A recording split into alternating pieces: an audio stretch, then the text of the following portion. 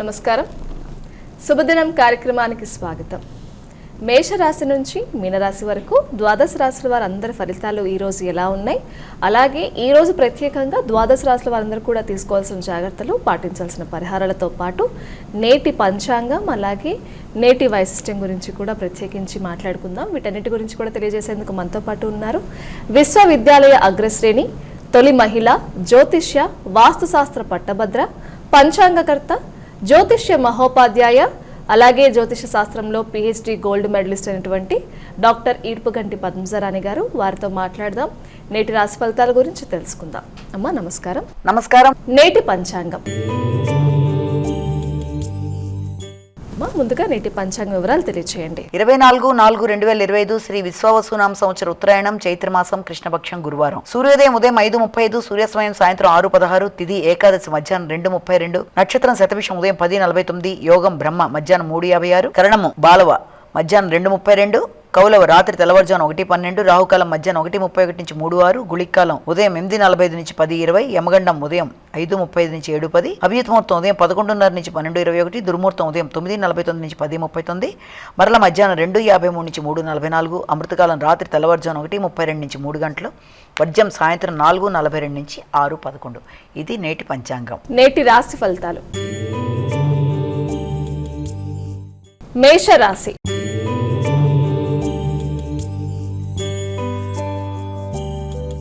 అమ్మ, మొదటి రాశి అయినటువంటి మేషరాశి వారికి ఈ రోజు ఎలా ఉంది? మేషరాశిలో వచ్చిన నక్షత్రాలు అశ్విని, భరణి, కృత్తిక 1వ పాదం. మేషరాశి వారు ఆశించిన ఫలితాలు చాలా వరకు అనుకూలంగా ఉంటాయి. చిన్ననాటి మిత్రులను కలుస్తారు, చక్కటి సమావేశాలు చర్చల్లో పాల్గొంటారు. అలాగే ఎదురు చూసిన వర్తమానాలు అందుకుంటూ ముందుకు వెళ్ళడానికి అన్ని విధాలా కూడా అనుకూలత అనేది మీకు ఏర్పడుతుంది. వృషభ రాశి.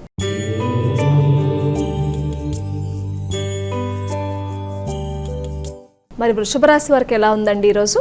వృషభ రాశిలోకి వచ్చిన నక్షత్రాలు తెలుసుకుందాం. వృషభ రాశిలోకి వచ్చిన నక్షత్రాలు మనకి ఈ యొక్క కృత్తిక, రోహిణి, మృగశిర. ఈ వృషభ రాశి వారికి ఈ రోజున ముఖ్యమైన విషయాల్లో అంటే వీలైనంత వరకు వృత్తికి సంబంధించిన విషయాలు కానీ, తర్వాత శ్రమ బాధ్యతలు కానీ చాలా అధికంగా ఉంటాయి. ఆశించిన ఫలితాలు చాలా వరకు అనుకూలంగా ఉంటూ ముందుకెళ్ళడానికి జరిగే ప్రయత్నాలన్నీ కూడా చాలా చక్కగా ఉంటాయి. అలాగే ఎదురు చూసిన వర్తమానాలు అందుకుంటారు. వృత్తిపరమైన విషయంలో అభివృద్ధికరమైన మాటలు తెలుసుకుంటారు. వృత్తిలో నూతన అవకాశాలకు కూడా ఆస్కారం అనేది మనం ఇందులో చూడొచ్చు. మిథున రాశి.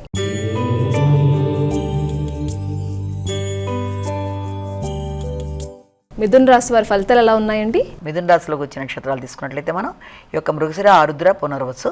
ఈ యొక్క మిథున రాశి వాళ్ళకి దూర ప్రయాణాలకు అవకాశం అనేది అధికంగా ఉంది. విద్యాపరమైన విషయాల్లో కానీ, లేకపోతే ఆధ్యాత్మిక సందర్శనలకు కానీ, ఆధ్యాత్మిక పుణ్యక్షేత్రాలు, పెద్దల ఆశీస్సులు, అలాగే మీ యొక్క ఉపాసనా బలం పెరగడం మొదలైన వాటికి ఆస్కారంగా ఉన్న రోజుగా కూడా మనం ఒకటి భావించవచ్చు. అలాగే వృత్తికి సంబంధించిన విషయాల్లో మాత్రం కొంత ఎక్కువ వృత్తికి సంబంధించి ప్రెషర్ అనేది ఉండడం, అలాగే నూతన అవకాశాలు వ్యక్తులు మీకు కల్పిస్తున్నట్లుగా మీకు ఒక అవకాశాన్ని చూపించడం, తద్వారా వృత్తికి సంబంధించిన విషయాల్లో కొత్త ఆశలు చిగురించడం మొదలైన దానికి ఆస్కారం ఉంది. కర్కాటక రాశి.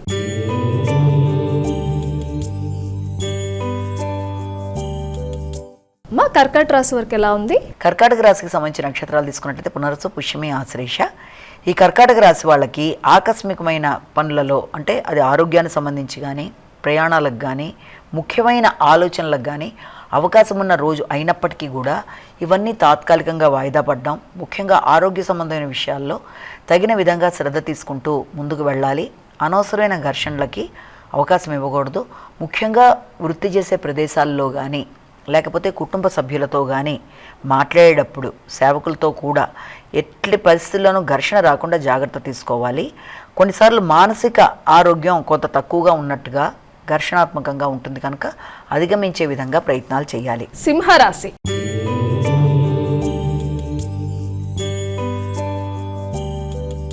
సింహరాశి వారి ఫలితాలు ఎలా ఉన్నాయండి? సింహరాశిలోకి వచ్చే నక్షత్రాలని ప్రధానంగా తీసుకున్నట్లయితే మఖ, పుబ్బ, ఉత్తర.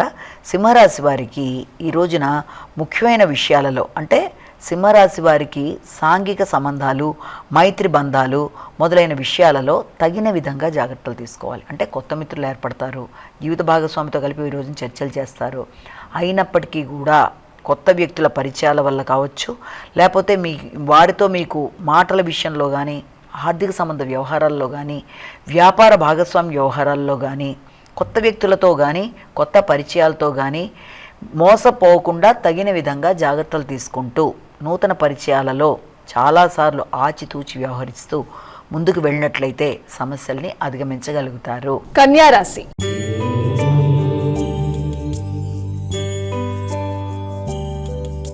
మా కన్యా రాశి వారికి ఈరోజు ఎలా ఉంది? కన్యా రాశిలోకి వచ్చే నక్షత్రాలను తీసుకుందాము. కన్యా రాశిలో మనకి ప్రధానంగా ఈ యొక్క ఉత్తర, హస్త, చిత్త. కన్యా రాశి వారికి ఈ రోజున ఏదన్నా మీకు ఇంతకు ముందుండే లోన్లు ఏమన్నా ఉంటే వాటిని మీరు ఇది చేసేసుకోవడం, అంటే ఏదైనా రుణాలు ఉంటే రుణాలను మీరు పూర్తి చేస్తారు. అలాగే దాంతోపాటుగా నైపుణ్యాలను పెంచుకుంటారు. శత్రువుల మీద విజయం సాధించడానికి ప్రయత్నం చేస్తారు. ఆరోగ్య సంబంధమైన విషయాల్లో తగిన విధంగా జాగ్రత్తలు తీసుకుంటూ ముందుకు వెళ్ళడానికి ప్రయత్నం చేస్తారు.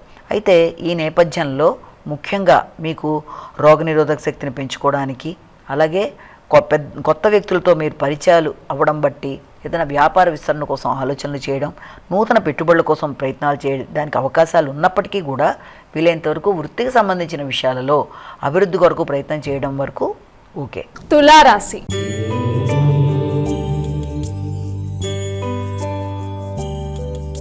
తులారాశి వారికి ఎలా ఉందండి? తులారాశిలోకి వచ్చిన నక్షత్రాలను మనం తీసుకున్నట్లయితే ముఖ్యంగా ఈ తులారాశిలో మనకి తెలుసుకోవాల్సింది ఏంటి అంటే ఈ యొక్క చిత్త, స్వాతి, విశాఖ 3 పాదాలు తులారాశి వారికి ఆలోచనలు కొంత అనుకూలత అనేది తక్కువగా ఉంటుంది.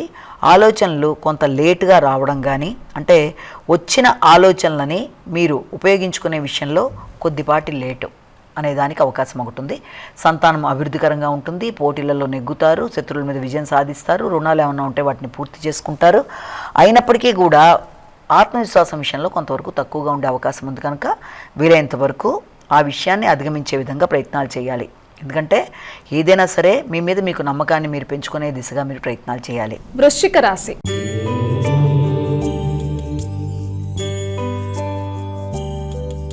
వృశ్చిక రాశి వారి ఫలితాలు ఎలా ఉన్నాయండి? వృశ్చిక రాశిలోకి వచ్చే నక్షత్రాలను తీసుకున్నట్లయితే మనం ప్రధానంగా విశాఖ, అనురాధ, జ్యేష్ఠ. ఈ యొక్క వృశ్చిక రాశి వాళ్ళకి కుటుంబ వ్యవహారాలు కొంత ఘర్షణాత్మకంగా ఉంటాయి. ముఖ్యంగా వాహన సంబంధమైన విషయాల మీద ఎక్కువ దృష్టి సారిస్తారు. గృహ వాతావరణంలో వాహనానికి సంబంధించిన విషయాలలో కొత్త వాహన కొనుగోలు కొరకు ప్రయత్నాలు, లేకపోతే ఒక నిర్ణయానికి రావడం, గృహానికి సంబంధించిన విషయాల్లో ఒక స్థిర నిర్ణయానికి రావడం, సంతాన అభివృద్ధి కొరకు ప్రయత్నాలు చేయడం మొదలైన వాటికి అనుకూలంగా ఉన్నప్పటికీ కూడా మానసికంగా కొంత ప్రశాంతత అనేది మాత్రం తక్కువగా ఉంటుంది. దాన్ని పెంచుకునే దిశగా ప్రయత్నాలు చేయాలి. ధనస్సు రాశి.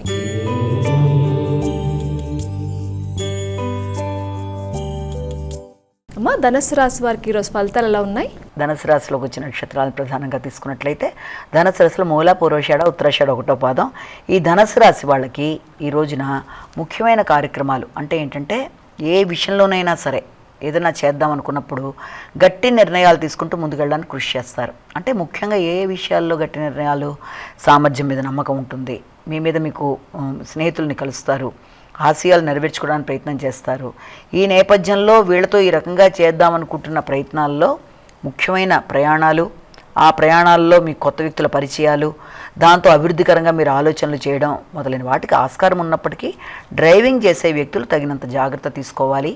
అలాగే ఆహార సంబంధమైన విషయాలలో, ఆహార స్వీకరణ విషయంలో, విశ్రాంతి విషయంలో తగిన విధంగా జాగ్రత్త తీసుకుంటూ ముందుకు వెళ్ళాలి. జీవిత భాగస్వామితో కలిపి చక్కగా కొన్ని నిర్ణయాలు తీసుకుంటూ ముఖ్యంగా విదేశీ వ్యవహారాల కోసం ఆలోచనలు చేస్తారు. మకర రాశి.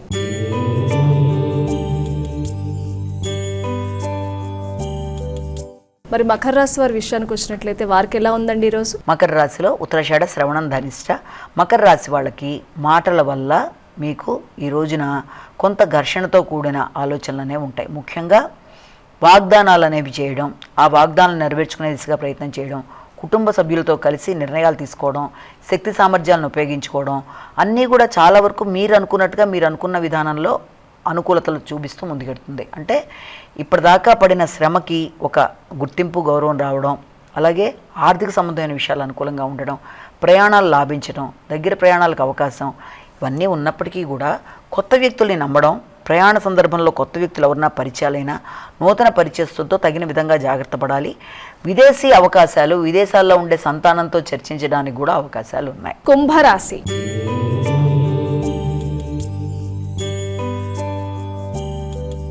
అమ్మ, అమ్మ కుంభరాశి వారికి ఎలా ఉంది ఈరోజు? కుంభరాశిలోకి వచ్చే నక్షత్రాలను తెలుసుకుందాం. కుంభరాశిలో మీకు ఈ యొక్క ధనిష్ట, శతభిషం, పూర్వభాద్ర 3 పాదాలు. కుంభరాశి వారికి మీ మీద మీకు ఆత్మవిశ్వాసం చాలా ఎక్కువగా ఉంటుంది. పోటీల్లో నెగ్గడానికి ప్రయత్నం చేస్తారు. విందు వినోదాల్లో పాల్గొనడానికి అవకాశం అనేది అధికంగా ఉంది. అలాగే దాంతోపాటుగా కుటుంబ వ్యవహారాలు, కుటుంబ బాధ్యతలు అధికంగా ఉంటాయి. అయినప్పటికీ అవన్నీ మీకు ప్రశాంతతతో కూడి అవకాశాలు ఇస్తాయి. ఆర్థిక సంబంధమైన విషయాల్లో ఆలస్యాలు, ఆటంకాలు ఉన్నప్పటికీ మొత్తానికి రావాల్సిన ధనాన్ని అందుకోవడానికి అవకాశం ఉంది. కానీ మాటల వల్ల విభేదాలు రాకుండా జాగ్రత్తగా ఉండాలి. కుటుంబ సభ్యులతో కావచ్చు, ప్రియమైన మిత్రులతో కావచ్చు, ఘర్షణాత్మకమైన వాతావరణం లేకుండా జాగ్రత్త పడుతూ ముందుకెళ్ళాలి. మీనరాశి.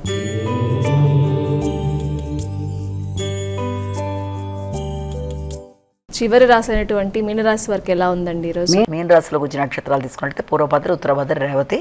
మీనరాశి వాళ్ళకి ఈ రోజున అధికమైన ఖర్చులు, ఆ ఖర్చులు కూడా శత్రు, రోగ, రుణాలకు సంబంధించిన ఖర్చులు ఉండడం అనేది, అలాగే ఇతరులతో మోసానికి వెళ్లకుండా తగిన విధంగా జాగ్రత్త పడాలి.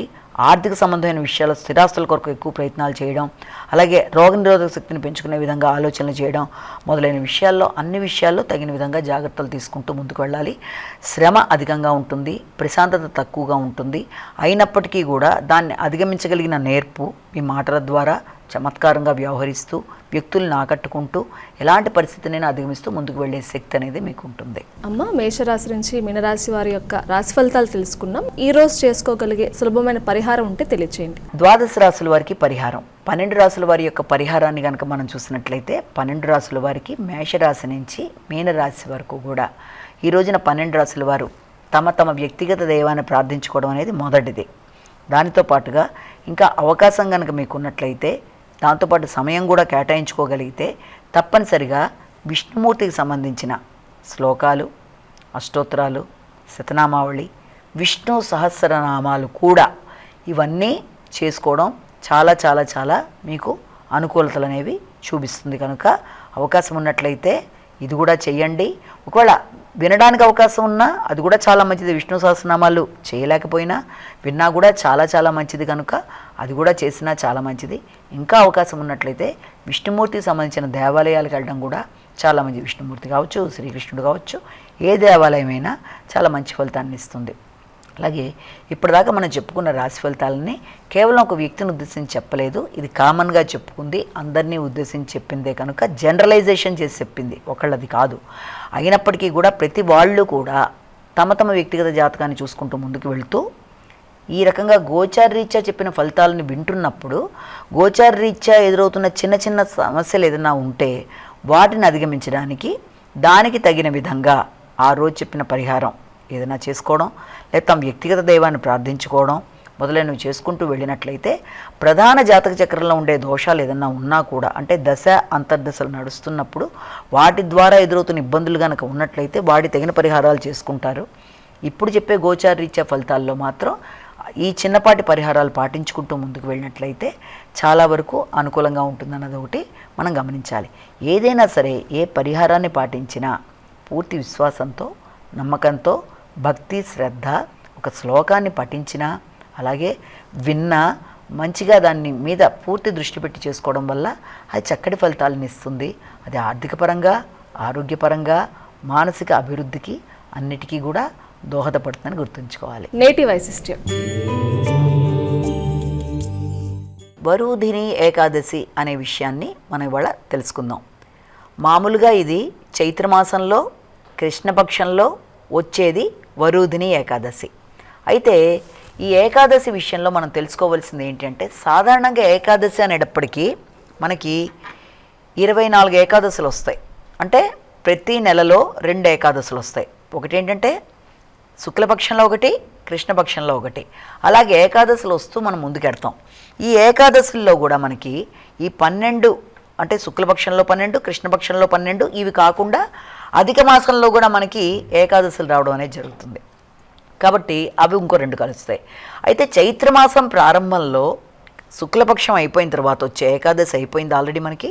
ఇప్పుడు కృష్ణపక్షంలో ఏకాదశి, దీని పేరు వరుధిని ఏకాదశి అంటారు. వరుధిని ఏకాదశి అని చెప్తారు. అసలు ఏకాదశి యొక్క ప్రత్యేకత ఏంటి, ఏకాదశి నాడు చేయవలసిన కార్యక్రమాలు ఏంటి, అలాగే ఏకాదశి తర్వాత వచ్చే ద్వాదశ పారణ, తర్వాత దాంతోపాటుగా ఏకాదశి యొక్క ఇతివృత్తం ఏంటి, కథలు ఎలా ఉంటాయి అన్న విషయాన్ని మనం మామూలుగా చెప్తూ పెడతాం. అంటే కొంతమంది ప్రతి ఏకాదశి పాటించే వాళ్ళు ఉంటారు, కొందరు వాళ్ళకు అనుకూలంగా ఏవైనా కొంత ఎంతవరకు ఉన్నాయో అంతవరకు చేస్తారు.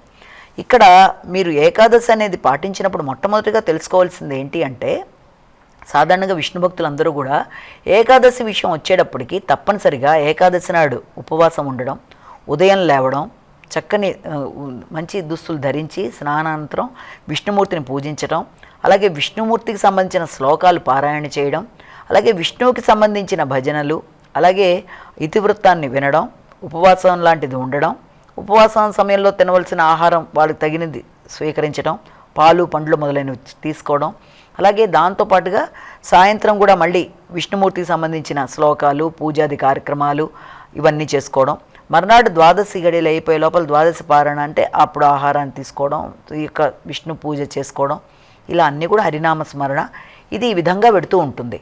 ఇక్కడ మనం చెప్తున్నది పూజా విధానం అలాగే ఉపవాసం చేయడం వాటి గురించి కాదు. ఇక్కడ చెప్తున్న ఫోకస్ ఏంటంటే ఈ వరోధిని ఏకాదశి అంటే ఏంటి, ఆ వరోధిని ఏకాదశి సంబంధించిన కథ అన్న విషయం మీద మనం ఎక్కువ ఫోకస్ చేసి మాట్లాడుకుంటున్నాం. అయితే వరోధిని ఏకాదశికి సంబంధించిన ఇతివృత్తం గురించి తెలుసుకోవడానికి ఎప్పట్లాగే ఇక్కడ ఒకసారి శ్రీకృష్ణుడు యుధిష్ఠిరుడితో చెప్తున్న కథ ఇది.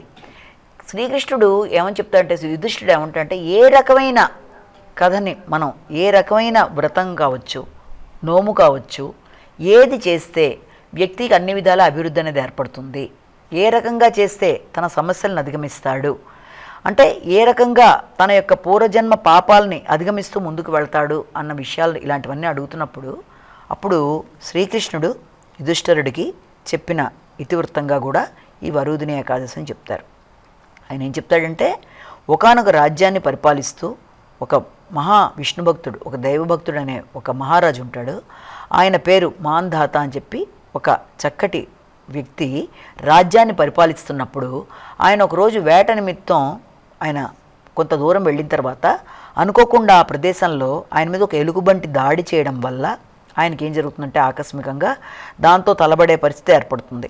అలాంటి సందర్భంలో ఆయన బాధతోనూ భయంతోనూ విష్ణుమూర్తిని ప్రార్థిస్తే విష్ణుమూర్తి వచ్చి తన చక్రంతో ఆ ఎలుగుబంటిని ఇది చేయడం, కానీ అప్పటికే ఆ మాంధాత మహారాజు యొక్క కాలిని ఈ చాలా వరకు ఎలుగుబంటి అటాక్ చేయడం బట్టి ఇబ్బంది ఏర్పడడం, అది చూసి ఆ మాంధాత మహారాజు నాకు ఇలా జరిగిందే, అయ్యో ఇప్పుడు నా పరిస్థితి ఏంటి అని బాధపడుతుంటే అప్పుడు విష్ణువు ఆయనకి ఏమని చెప్తాడంటే, నీకు చైత్రమాసంలో కృష్ణపక్షంలో వచ్చే వరోధిని ఏకాదశిని కనుక నువ్వు జాగ్రత్తగా చేసుకొని విధి విధానంగా నువ్వు చేసుకుంటూ ముందుకు వెళ్ళినట్లయితే ఆ సమస్య నుంచి బయటపడి నువ్వు అన్ని విధాలా చక్కగా ముందుకు పెడతా ఉన్నట్టుగా ఆయన చెప్పినట్టుగా అదేవిధంగా ఆయన అది చేసి, అంటే చైత్రమాసంలో వచ్చిన కృష్ణపక్షంలో వచ్చిన ఏకాదశిని ఆయన పాటించి అన్ని విధాలుగా కూడా చక్కగా పాటించడం బట్టి ఆయన పూర్వపు వైభవం రావడం, అదేవిధంగా ఆయన అన్ని విధాలా ఎదుగుతూ ఆయన మొత్తానికి విష్ణు సాయుధ్యం పొందడం, ఇలాగా కథ సాగుతుంది. అయితే ఇక్కడ మనం తెలుసుకోవాల్సింది ఏంటి అంటే, ప్రతి ఏకాదశికి ఒక ఇతివృత్తం అనేది ఉంటుంది. అంటే ఆ ఇతివృత్తం కూడా ఎలా ఉంటుందంటే, సాధారణంగా జనరల్గా చెప్పే ఏకాదశి కథ ఒకటి, అలాగే ఆ ప్రత్యేకమైన ఏకాదశి కథ ఒకటి. అంటే ఇప్పుడు మనం చెప్పుకుంది వరోధిని ఏకాదశి గురించి మాట్లాడుకున్నాం. ఈ వరోధిని ఏకాదశి చేయడం బట్టి అంటే ఎలా ఉంటుంది అంటే, అది ఎన్నో అశ్వమేధ యాగాలు చేసినంత ఫలంలాగా, అలాగే ఎంతో పుణ్యాన్ని సాధించిన కార్యక్రమంలాగా, విష్ణువుని పూజించటం వల్ల ఇలా ఉంటుందని ఈ రకంగా దీంట్లో మనకి విధానం చెప్పడం జరుగుతుంది. కానీ అసలు ఏకాదశి అన్న విషయాన్ని కూడా తీసుకుంటే, ఏకాదశి అనే విషయంలో మామూలుగా దానికి సంబంధించిన జనరల్ కథ చాలాసార్లు మనం చెప్పుకున్నాం. అయినప్పటికీ కూడా ఈ యొక్క వరోధిని ఏకాదశి అనేది మాత్రం చాలా విశేషమైంది. ఈ వరోధిని ఏకాదశి చేయడం బట్టి వ్యక్తి తనకు ఎదురవుతున్న కష్టాలను అధిగమించగలుగుతాడు, అలాగే తనకి ఎదురవుతున్న లోటుపాట్లను అధిగమించగలుగుతాడు, మానసికంగా తర్వాత శారీరకంగా ఆరోగ్యాన్ని పొందుతూ ముందుకెడతాడు అని మొదలైనవన్నీ కూడా దీన్ని బట్టి తెలుసుకుంటాం. ఏది ఏమైనప్పటికీ భగవంతుడి మీద భక్తి, ఉపవాసం అన్న మాటలో దేవుడికి సమీపంలో ఉంటూ దేవుణ్ణి ప్రార్థిస్తూ మనసావాచ కర్మైన దేవుడి మీద భావనతో ఆధ్యాత్మిక చింతనతో భగవద్భక్తితో కనుక చేసినట్లయితే అది తప్పనిసరిగా భగవంతుడి యొక్క అనుగ్రహం, చేసే పనులలో ఆటంకాలు తొలగిపోతూ విజయాన్ని సాధిస్తూ ముందుకు వెళ్ళడానికి అన్ని విధాల అనుకూలత అనేది ఏర్పడుతుంది. ముఖ్యంగా వ్యక్తికి కావాల్సింది భక్తి, శ్రద్ధ అన్నది దీనిలో మనం అంతర్లీనంగా గ్రహించేది. నమస్కారం. వీక్షించారు కదండి, ఇది ఈనాటి శుభదినం కార్యక్రమం. తిరిగి రేపటి కార్యక్రమంలో మళ్ళీ కలుసుకుందాం. అంతవరకు సెలవు. నమస్కారం.